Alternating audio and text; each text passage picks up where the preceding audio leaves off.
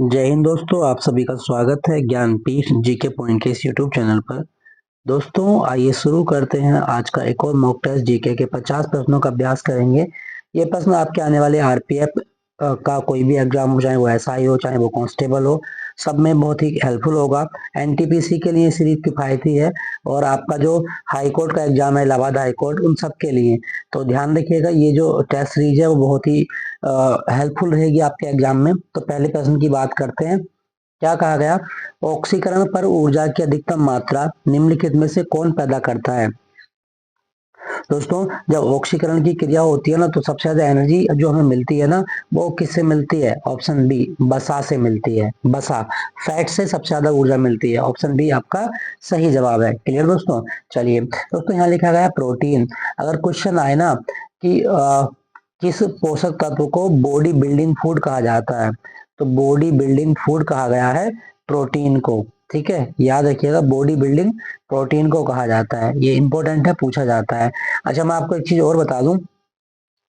Protein जो है, इसकी यूनिट क्या है? तो प्रोटीन की इकाई होती है एमिनो एसिड। जरूर याद रखना, कई बार एग्जाम में आता है एमिनो एसिड। ये प्रोटीन की इकाई है। क्लियर, याद रखिएगा। नेक्स्ट है, शुद्ध जल विद्युत का कुचालक होता है क्योंकि देखो, विद्युत का कुचालक, अगर हमें करंट को फ्लो करना है तो करंट यानी कि विद्युत धारा दो चीजों से फ्लो होती है, एक धनायन और ऋणायन। अब हमें पता है कि शुद्ध जल में हाइड्रोजन आयन और हाइड्रोनियम आयन दोनों की सांद्रता का अनुपात इक्वल होता है, मतलब जितने धनायन होंगे उतने ऋणायन होते हैं।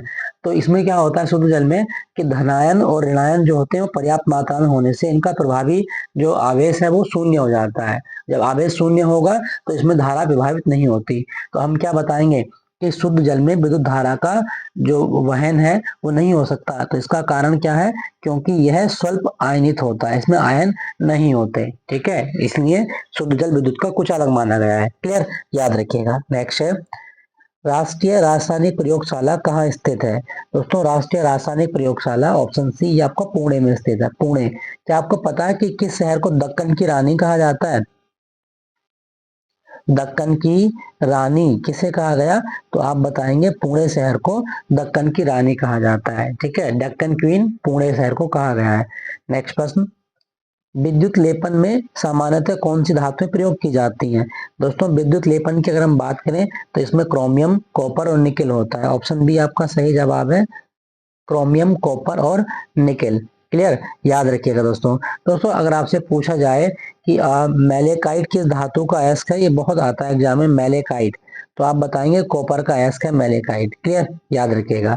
नेक्स्ट प्रश्न है, निम्नलिखित में से किस ऑटोमोबाइल के रेचन से कैंसर हो जाता है? तो दोस्तों, ऑटोमोबाइल के रेचन से कैंसर क्यों होता है? क्योंकि ऑटोमोबाइल के से जो धुआं निकलता है उसमें कार्बन मोनोऑक्साइड होती है, और कार्बन मोनोऑक्साइड इतनी ज्यादा खतरनाक होती है कि हमें कैंसर कारक भी हो सकती है। ठीक है, याद रखिएगा।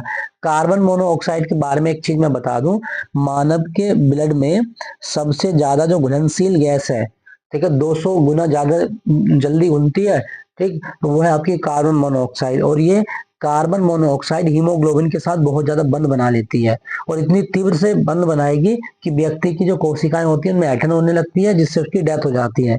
कार्बोक्सी हीमोग्लोबिन बना लेती है। तो आप कभी क्वेश्चन आए आपके एग्जाम में कि मानव के ब्लड में सबसे तीव्र और सबसे ज्यादा घुलने वाली हानिकारक गैस कौन सी है, तो कार्बन मोनोऑक्साइड। क्लियर, याद रखिएगा। नेक्स्ट है, पेयजल में ब्लीचिंग पाउडर का प्रयोग किस रूप में किया जाता है? दोस्तों, जो पीने का पानी होता है उसमें ब्लीचिंग पाउडर क्यों डालते हैं? क्योंकि वो एक जर्मिसाइड के रूप में काम करता है, वो रोगाणुनाशी होता है। ठीक है, ऑप्शन बी आपका सही जवाब है, रोगाणुनाशी के रूप में। क्या आपको पता है ब्लीचिंग पाउडर का सूत्र क्या होता है? तो आप बताएंगे CaOCl2। CaOCl2। क्लियर, याद रखिएगा। नेक्स्ट है, गामा किरणों की अधिकतम साम्यता क्या होती है? दोस्तों, गामा किरणों की साम्यता होती है एक्स किरणों के साथ। ऑप्शन सी आपका सही जवाब है। ठीक है, याद रखना। नेक्स्ट है, ओजोन परत के न होने पर वायुमंडल में, ओजोन परत के न होने पर वायुमंडल में कौन सी किरणें प्रवेश करती हैं? तो सही जवाब क्या होगा? अगर ओजोन परत नहीं होती तो सूर्य से आने वाली परावैंगनी किरणें सीधे धरती पर आती और ये हमारे लिए स्किन कैंसर भी कर सकती थी। ठीक है, स्किन कैंसर भी हो सकता था इससे। तो आप बताएंगे कि जो ओजोन परत होती है वो सूर्य से आने वाली हानिकारक पराबैंगनी किरणों को रोक लेती है, जिससे हमें स्किन कैंसर नहीं होता। ठीक है, याद रखिएगा। दोस्तों, अगर आपसे पूछा जाए कि ओजोन परत कहाँ मिलती है, तो समताप मंडल में मिलती है, और ओजोन दिवस 16 सितंबर को मनाया जाता है। ओजोन का सूत्र है O3। क्लियर, याद रखना।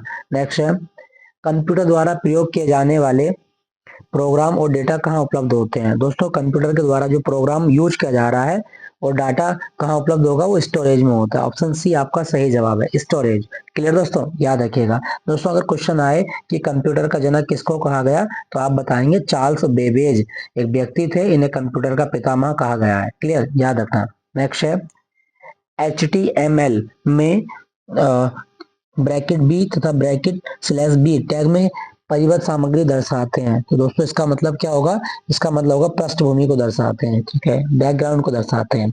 अच्छा, HTML की फुल फॉर्म क्या होती है, hyper text markup language.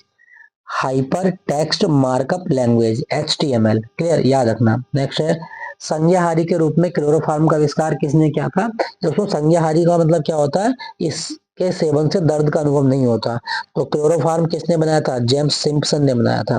Option option C, sorry, ए आपका सही है, जेम्स सिम्पसन क्लोरोफॉर्म बनाया था। ठीक है, याद रखिएगा। दोस्तों, यहाँ पे लिखा गया अलेक्जेंडर फ्लेमिंग। क्या आपको पता है जो पेनिसिलिन बनाई थी वो किसने बनाई थी। तो पेनिसिलिन दुनिया की पहली एंटीबायोटिक औषधि थी, और वो अलेक्जेंडर फ्लेमिंग के द्वारा एक कवक से निकाली गई थी, कवक से बनाई गई थी। क्लियर, याद रखिएगा।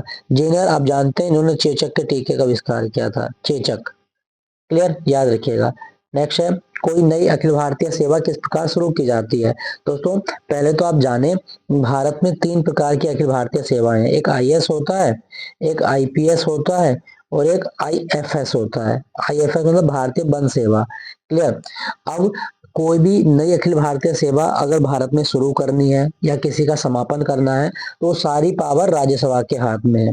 और संविधान का अनुच्छेद 312 ये कहता है कि राज्यसभा कोई भी नई अखिल भारतीय सेवा का सृजन और समापन कर सकती है। तो इसका सही जवाब होगा ऑप्शन सी। ऑप्शन सी आपका सही जवाब है। नेक्स्ट है, NIOS का पूर्ण रूप क्या है। दोस्तों, NIOS ये हमारा होता है new international economic order. Option D आपका सही जवाब है। ठीक है, ऑप्शन डी। नेक्स्ट है, अगला प्रश्न, भारत के निम्नलिखित में से किस राज्य का नृत्य नाटक कुचिपुड़ी है। देखो, कुचिपुड़ी ना, ये एक गांव का नाम भी है। ठीक है, और इसी गांव के नाम पर ये क्लासिकल डांस का नाम पड़ा है, और ये आंध्र प्रदेश में है। ठीक है, आंध्र प्रदेश के कृष्णा जिले में कुचिपुड़ी गांव है, वहां पर इस नृत्य की उत्पत्ति मानी जाती है, इसीलिए इसका नाम कुचिपुड़ी है। तो आंध्र प्रदेश की बात हो रही है, और मैं बता दूं, कुचिपुड़ी डांस जो है वो वैष्णव संप्रदाय से संबंधित है। ठीक है, वैष्णव संप्रदाय। क्लियर, याद रखिएगा। दोस्तों, यहाँ लिखा गया है तमिलनाडु। तमिलनाडु का क्लासिकल डांस है भरतनाट्यम। भरतनाट्यम ये जरूर याद रखना, भरतनाट्यम तमिलनाडु। केरल का मोहिनीअट्टम है, कथकली है, वो सारे आप याद रखिएगा। सतरिया बहुत पूछता है एग्जाम में, सतरिया असम का है, सतरिया असम। नेक्स्ट, सत्यजीत रे का संबंध किससे है। सत्यजीत रे ये फिल्म निर्देशन के लिए जाने जाते हैं। ऑप्शन डी आपका सही जवाब है, फिल्म निर्देशन। ठीक है, याद रखिएगा। नेक्स्ट है, सबसे पहले किस उच्च न्यायालय ने बंद की घोषणा को असंवैधानिक बताया था। सही जवाब क्या होगा, option C Kerala. Kerala high court Bharat का पहला हाईकोर्ट ना जिसने बंद को असंवैधानिक करार दिया था। ठीक है, याद रखिएगा। दोस्तों, केरल के बारे में अगर क्वेश्चन आए कि भारत में स्पाइस गार्डन किसे कहा गया, तो मसालों का बगीचा ये केरल को कहा जाता है, ये आप याद रखिएगा। ठीक है, और मैं आपको एक चीज बता दूं, भारत में जो पहला हाई कोर्ट था ना, वो कहाँ बना था, वो कलकत्ता में बना था। भारत में पहला हाई कोर्ट कलकत्ता। क्लियर, याद रखिएगा। नेक्स्ट है, राष्ट्रीय सामाजिक सहायता कार्यक्रम का लक्ष्य क्या उपलब्ध कराना है। क्या पूछ रहे हैं, सामाजिक सहायता कार्यक्रम। तो ये अनुसूचित जाति जनजातियों को वित्तीय सहायता देते हैं, गरीब लोगों को वृद्धावस्था पेंशन देते हैं, गरीबों के लिए बीमा देते हैं। उपयुक्त सभी आपके सही है, ऑप्शन डी आपका सही जवाब है। नेक्स्ट है, भारत और पाकिस्तान के बीच शिमला समझौता कब हुआ। तो भारत और पाकिस्तान के बीच शिमला समझौता 1972 में हुआ था। ऑप्शन ऑप्शन बी आपका सही जवाब है, सॉरी ए, 1972। क्लियर, याद रखिएगा। दोस्तों, अगर आपसे पूछा जाए, चलो एक क्वेश्चन बताओ, भारत और पाकिस्तान की सीमा रेखा की लंबाई क्या है। सीमा रेखा की लंबाई बतानी है, और मैं बता दूं आपको, भारत और पाकिस्तान की सीमा रेखा क्या कहलाती है, रेड क्लिफ लाइन कहलाती है। रेड क्लिफ लाइन, ये बहुत आता है एग्जाम में। रेड क्लिफ रेखा ये भारत और पाकिस्तान के बीच है। नेक्स्ट है, निम्नलिखित में कौन सा त्योहार असम में मनाया जाता है? तो असम का सबसे फेमस त्योहार रोंगाली बिहू, ऑप्शन डी आपका सही जवाब है, रोंगाली बिहू। ठीक है दोस्तों, अगर आपसे पूछा जाए असम की राजभाषा क्या है तो आप बताएंगे बोडो। बोडो असम में बोली जाने वाली भाषा है, याद रखिएगा। और भारत में एक सींग का गैंडा कहाँ मिलता है? तो जवाब होगा आपका असम में काजीरंगा नेशनल पार्क में मिलता है। तो बिहू आप डांस मतलब का त्योहार भी है, डांस भी है, तो आप याद रखिएगा। यहाँ लिखा गया ओणम, ओणम केरल का होता है, केरल। उगादी, उगादी आपका आंध्र प्रदेश और कर्नाटक का नया साल है। ठीक है, उगादी आंध्र प्रदेश और कर्नाटक। नेक्स्ट है, भारत में न्यूनतम आबादी वाला राज्य कौन सा है? न्यूनतम आबादी है सिक्किम की, ऑप्शन बी आपका सही जवाब है, सबसे कम आबादी सिक्किम की है। ठीक है दोस्तों, अगर क्वेश्चन कभी आए भारत के किस राज्य का नया साल है लूसूंग, तो लूसूंग नंबर सिक्किम में होता है। ठीक है, और मैं आपको बता दूं सिक्किम का एक डांस भी है चूप हाट। चूप हाट कहाँ का डांस है? तो सिक्किम का डांस है। बाकी यहाँ सिंगी छम्ब भी किया जाता है, तो वो भी आप याद रखिएगा। नेक्स्ट है, मुद्रा के रूप में अभिव्यक्त किसी वस्तु का मूल्य क्या कहलाता है? दोस्तों मुद्रा के रूप में अभिव्यक्त किसी वस्तु का मूल्य वो उसकी कीमत कहलाती है। ऑप्शन ए आपका सही जवाब है, कीमत। क्लियर, याद रखिएगा। नेक्स्ट है, भारत में योजना आयोग किस वर्ष स्थापित हुआ था? तो योजना आयोग की बात करें तो ये आपके ऑप्शन है 1947, 1949, 1950, 1952। सही जवाब होगा 1950 में योजना आयोग की स्थापना की गई थी। क्लियर, याद रखिएगा। नेक्स्ट है, भारत में हरित क्रांति की शुरुआत कब हुई? हरित क्रांति 1960 के दशक में शुरू हुई थी, तो इसका सही जवाब क्या होगा? Option A. ठीक है, हरित क्रांति। और हरित क्रांति का दूसरा नाम क्या है? HYBP, HYBP high yielding variety programme. 1966 में इस प्रोग्राम की शुरुआत की गई थी, तो इसी को हरित क्रांति नाम दिया गया है। और मैं बता दूं भारत में हरित क्रांति के जनक कौन है? MS Swaminathan, MS Swaminathan. Clear, याद रखिएगा। नेक्स्ट है, वित्त आयोग का कार्यकाल कितना होता है? दोस्तों आर्टिकल 280 के तहत राष्ट्रपति के द्वारा वित्त आयोग का गठन किया जाता है और ये 5 साल के लिए होता है। ठीक है, ऑप्शन बी आपका सही जवाब है, वित्त आयोग का गठन 5 साल के लिए होता है। मैं एक चीज बता दूं, वित्त आयोग जो है इसका काम क्या होता है? इसके लिए इसका काम है केंद्र और राज्यों के बीच मतलब सेंटर और स्टेट के बीच में कर का बंटवारा करना। जो कर राजस्व मिलता है सरकार को उसको मतलब बंटवारा करता है। ठीक है, किस अनुपात में केंद्र सरकार और राज्य सरकार के बीच धन का बंटवारा होगा उसकी सिफारिश करता है वित्त आयोग। इसका जो कार्यकाल है 5 वर्ष होता है, आर्टिकल 280 के तहत गठित किया जाता है। ठीक है, याद रखिएगा। नेक्स्ट है, भारतीय रिजर्व बैंक का राष्ट्रीयकरण कब हुआ? दोस्तों 1 अप्रैल 1935 को RBI की स्थापना हुई। ठीक है, और इसकी स्थापना किस शहर में हुई थी? कलकत्ता में। ये जरूर याद रखना, RBI की स्थापना कलकत्ता में हुई थी और इसका राष्ट्रीयकरण हुआ 1 जनवरी 1949 को। ऑप्शन बी, ऑप्शन सी आपका सही जवाब है, 1 जनवरी 1949। क्लियर, RBI भारत यानी कि इंडिया, पाकिस्तान और म्यांमार के केंद्रीय बैंक के रूप में काम कर चुका है। हालांकि पाकिस्तान का नहीं है, म्यांमार का नहीं, भारत का केंद्रीय बैंक RBI है। और RBI किस आयोग की सिफारिश पे बना था? तो आप बताएंगे रॉयल कमीशन, रॉयल कमीशन जिसको हिल्टन यंग कमीशन भी कहा जाता है। हिल्टन यंग कमीशन की सिफारिश से बना था RBI। क्लियर। नेक्स्ट है, संविधान सभा का अध्यक्ष कौन था? दोस्तों संविधान सभा के जो पहले अध्यक्ष थे और अस्थायी थे वो थे सच्चिदानंद सिन्हा। ठीक है, सच्चिदानंद सिन्हा, लेकिन बाद में स्थायी अध्यक्ष बनाए गए थे डॉक्टर राजेंद्र प्रसाद। डॉक्टर राजेंद्र प्रसाद हमारी संविधान सभा के स्थायी अध्यक्ष है। इनको बिहार का गांधी कहा जाता है। और मैं बता दूं इनकी एक किताब बड़ी फेमस है जो आपके एग्जाम में आती है, इंडिया डिवाइडेड, भारत का विभाजन हो चुका है। इंडिया डिवाइडेड किताब है, बड़ी फेमस है, बहुत आती है एग्जाम में। ठीक है, अगर क्वेश्चन आए कि भारतीय संविधान का शिल्पकार किसको कहा गया? डॉक्टर BR अम्बेडकर को भारतीय संविधान सभा का शिल्पकार कहा गया है। ठीक है, याद रखिएगा। चलो एक क्वेश्चन बताओ, सरदार वल्लभ भाई पटेल संविधान सभा में कौन सी समिति के अध्यक्ष थे? सरदार वल्लभ भाई पटेल हमारी जो संविधान सभा बनी थी उसमें कौन सी समिति के अध्यक्ष थे? कमेंट में लिख के बताइएगा। चलिए अगला प्रश्न, महत्वपूर्ण विधान पर जनता की राय जानने की कौन सी विधि अपनाई जाती है? तो सही जवाब होगा जनमत संग्रह, रेफरेंडम किया जाता है। ऑप्शन सी आपका सही जवाब है, जनमत संग्रह। नेक्स्ट है, संविधान में मौलिक कर्तव्य कब जोड़े गए थे? दोस्तों मौलिक कर्तव्यों की बात करें तो ये USSR से लिए गए थे, संयुक्त सोवियत संघ से। ठीक है, USSR, और ये 42वें संविधान संशोधन द्वारा सरदार स्वर्ण सिंह समिति सरदार स्वर्ण सिंह समिति की सिफारिश पर जोड़े गए थे। ठीक है, याद रखिएगा आपका सही जवाब होगा ऑप्शन सी। 42वें संविधान संशोधन द्वारा 1976 में मूल कर्तव्य जोड़े गए थे। क्लियर, याद रखिएगा। नेक्स्ट है, हमारे संविधान की व्याख्या के लिए अंतिम प्राधिकारी कौन है? दोस्तों संविधान का व्याख्याकार कौन है? तो हमेशा भारत का जो न्यायपालिका है वो संविधान की अंतिम प्राधिकारी है व्याख्या के लिए। तो सही जवाब होगा उच्चतम न्यायालय। ऑप्शन डी आपका सही जवाब है। ठीक है, संविधान का संरक्षक है उच्चतम न्यायालय। मैं बता दूं भारत में संविधान दिवस कब होता है? वो है आपका 26 नवंबर, संविधान दिवस। क्लियर, याद रखिएगा। नेक्स्ट है, समाज की तुलना में राज्य क्रियाशीलता की परिधि है, तो इसका मतलब क्या है? दोस्तों समाज की तुलना में राज्य क्रियाशीलता की परिधि क्या है? अधिक व्यापक होती है। ऑप्शन ए आपका सही जवाब है, अधिक व्यापक। नेक्स्ट है, सेल्यूकस निकेटर को किसने हराया था? दोस्तों सेल्यूकस निकेटर ये जो हारा गया था, किसके द्वारा हारा गया? सही जवाब होगा चंद्रगुप्त मौर्य के द्वारा। ठीक है, चंद्रगुप्त मौर्य के द्वारा सेल्यूकस निकेटर को परास्त कर दिया गया था। क्लियर, याद रखिएगा। चलिए अगला प्रश्न, सिंधु घाटी सभ्यता की प्रमुख विशेषता क्या थी? दोस्तों सिंधु घाटी सभ्यता दुनिया की सबसे पहली नगरीय सभ्यता मानी जाती है, तो ये एक नगरीय सभ्यता थी। ठीक है, सिंधु घाटी सभ्यता नगरीय सभ्यता मानी जाती है। नेक्स्ट है, सती प्रथा को समाप्त करने वाला गवर्नर जनरल, आपके ऑप्शन है डलहौजी, रिपन, बेंटिक या कर्जन।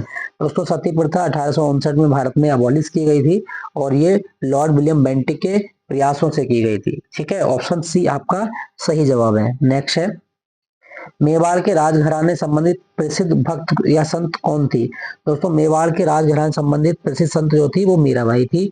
ऑप्शन सी आपका सही जवाब है, मीराबाई। क्लियर, याद रखिएगा। नेक्स्ट है, सिकंदर की मृत्यु के पश्चात उसके साम्राज्य का पूर्वी भाग किसके अधीन चला गया था? दोस्तों सिकंदर की मृत्यु के पश्चात उसके साम्राज्य का जो पूर्वी भाग था उसको किसने हथिया लिया था? तो सेल्यूकस निकेटर ने। ठीक है, सेल्यूकस निकेटर, याद रखिएगा। दोस्तों यहाँ लिखा गया कनिष्क। कनिष्क जो है ये अपने आप को दूसरा अशोक कहता है और ये कौन से वंश का राजा था? कुषाण वंश का राजा है। नेक्स्ट, थार एक्सप्रेस कहां से कहां तक चलती है? दोस्तों थार एक्सप्रेस जोधपुर से कराची को जोड़ती थी, जोधपुर से कराची। 2006 में ये शुरू की गई थी, हालांकि अब ये बंद कर दी गई है। तो सही होगा थार एक्सप्रेस भारत और पाकिस्तान के बीच चलती है। ऑप्शन सी आपका सही जवाब है। नेक्स्ट है, औद्योगिक अल्कोहल के निर्माण के लिए प्रयुक्त उत्पाद कौन सा है? दोस्तों औद्योगिक जो अल्कोहल बनाई जाती है उसके लिए सीरा मेन चीज होती है। ठीक है, सीरे से अल्कोहल निकाला जाता है। सही जवाब का ऑप्शन सी, सीरा। क्या आपको पता है कि अल्कोहल पीने से मस्तिष्क का कौन सा हिस्सा काम नहीं करता? तो आप बताएंगे सेरिबेलम। सेरिबेलम काम करना बंद कर देता है और इसी के कारण आदमी लड़खड़ा के चलता है। ठीक है, याद रखिएगा। नेक्स्ट है, गुवाहाटी किस नदी के किनारे स्थित है? दोस्तों गुवाहाटी की बात करें तो ये ब्रह्मपुत्र नदी पर स्थित है, ब्रह्मपुत्र नदी। और मैं बता दूं ब्रह्मपुत्र नदी का उद्गम कहाँ से होता है? तो चेमा युंगडुंग ग्लेशियर से होता है। चेमा युंगडुंग ग्लेशियर तिब्बत में है ये। ठीक है, चेमा युंगडुंग ग्लेशियर। और वहां पर इस नदी को क्या बोलते हैं? दिहांग बोला जाता है। दिहांग नहीं, तिब्बत में बोलते हैं सांगपो, सांगपो। ठीक है, सांगपो कहा जाता है। और जब अरुणाचल प्रदेश में आती है तो उसको दिहांग से नाम से जाना जाता है। तो गुवाहाटी जो शहर है वो आपका ब्रह्मपुत्र नदी पर बसा हुआ है। नेक्स्ट है, कंचनजंगा कहाँ पर स्थित है? तो कंचनजंगा है आपका सिक्किम में। ऑप्शन बी आपका सही जवाब है, सिक्किम। क्लियर, मैं बता दूं ये नेपाल और सिक्किम की सीमा पर स्थित है। ठीक है, कंचनजंगा। नेक्स्ट है, और कंचनजंगा नेशनल पार्क ये लाल पांडे के लिए प्रसिद्ध है, लाल पांडा मिलता है यहाँ पे। ठीक है, याद रखना। नेक्स्ट है, निम्नलिखित में से कौन से ऐसे देश हैं जो अरुणाचल प्रदेश के साथ सीमा बनाते हैं? अरुणाचल प्रदेश, भारत में सबसे पहले जो सूरज दिखाई देता है वो अरुणाचल प्रदेश में सूरज दिखाई देता है। तो कौन से देश हैं जो अरुणाचल प्रदेश के साथ सीमा बनाते हैं? तो भूटान, चीन और म्यांमार। ऑप्शन सी आपका सही जवाब, भूटान, चीन और म्यांमार। दोस्तों क्या आपको पता है कि भूटान का एक नाम और भी है? डिक्यूल, डिक्यूल। ठीक है, याद रखना। नेक्स्ट प्रश्न, पत्तियों का रंग किसकी उपस्थिति के कारण होता है? यह बहुत इजी प्रश्न है। सही जवाब होगा आपका क्लोरोफिल की उपस्थिति के कारण पत्तियों का रंग हरा होता है। क्या आपको पता है कि क्लोरोफिल में कौन सी धातु होती है? तो आप बताएंगे मैग्नीशियम धातु होती है। क्लियर, याद रखिएगा। नेक्स्ट है, प्याज का खाद्य भाग कौन सा होता है? तो प्याज एक प्रकार का किसका उदाहरण है? तो आप बताएंगे ये गूदेदार पत्ते का उदाहरण है। ठीक है, गूदेदार पत्ते का उदाहरण है। हालांकि प्याज तने में भी आता है लेकिन बाया तना नहीं होता। ठीक है, वायु तना नहीं होता, वो जड़ एक तरह का जमीन के भीतर दबा होता है। ठीक, याद रखिएगा दोस्तों। क्या आपको पता है कि प्याज में कौन सा एंजाइम होता है जो आंसू निकाल देता है? तो आप बताएंगे एनिलेज एंजाइम। एनिलेज एंजाइम की उपस्थिति के कारण प्याज को काटने पर आंखों से आंसू निकलने लगते हैं। क्लियर। चलिए, सार्वरिक ग्राही यानी कि सर्वग्राही रुधिर वर्ग कौन सा होता है? तो सर्वग्राही होता है ए बी। ए बी वर्ग, ऑप्शन डी आपका सही जवाब है। नेक्स्ट है, मानव के शरीर का सामान्य ताप कितना होता है? तो आप बताएंगे 98.4 डिग्री फ़ारेनहाइट होता है। ठीक है, ऑप्शन सी आपका सही जवाब है। अच्छा, अगर ये डिग्री सेल्सियस पूछता तो 36.999 डिग्री सेल्सियस होता है। ठीक है, और ये पूछेगा केल्विन में तो 309.999 केल्विन होता है, याद रखिएगा। नेक्स्ट है, कोलंबा लीबिया किसका वैज्ञानिक नाम है? दोस्तों, कोलंबा लीबिया ये कबूतर को कहा जाता है। ऑप्शन ए कपोत को कहा गया है। दोस्तों, क्या आपको पता है कि वैज्ञानिक नाम लिखने में किस भाषा का प्रयोग करते हैं? तो आप बताएंगे लेटिन भाषा। लेटिन भाषा का प्रयोग किया जाता है। और मैं बता दूं, वैज्ञानिक नाम लिखने में जो पहला अक्षर होता है ये वंश को बताता है। ठीक है, वंश, और ये उसकी प्रजाति को बताता है दूसरा अक्षर। क्लियर, याद रखना।